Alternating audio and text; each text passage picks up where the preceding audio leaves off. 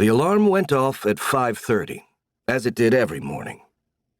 Faith Ferguson opened an eye, saw the time, turned off the alarm with a graceful hand, and a minute later rolled out of bed, ready to start the rituals of her day.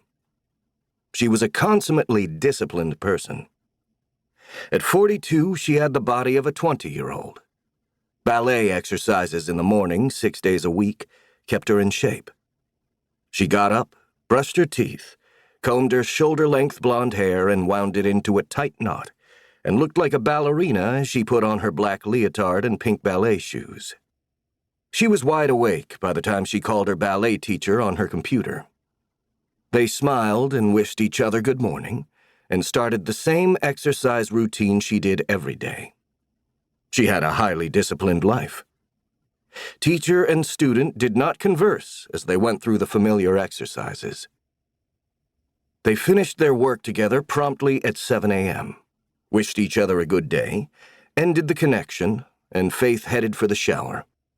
It was a dark, blustery January morning, and she had a busy day ahead. January was one of her busiest times of year. She was one of the most sought-after wedding planners in New York. People often came to her to plan their weddings right after the holidays. She had appointments with 3 new clients this week, all referred by satisfied previous clients. Some had seen interviews she'd given or read her books. She had published 3 successful books. They were the Bibles for anyone about to get married. Her first was a coffee table book, full of photographs of the most beautiful weddings she'd done, and packed with helpful hints about how to achieve the same effects as in the photos. Except, of course, that couldn't be done, not without her help and expertise. The second book was a wedding planner, detailing how to keep everything on track in the months before a wedding. It was the gift everyone gave to a newly engaged woman. The third book was filled with background on all the traditions that related to weddings, the etiquette, the things you had to know to plan a wedding, from seating to formal titles, what was proper and what wasn't.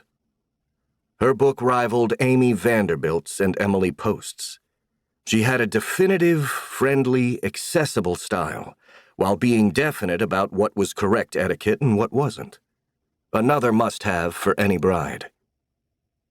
Faith had never been married herself, although she had come close twice. She was young the first time, and it had been a devastating experience.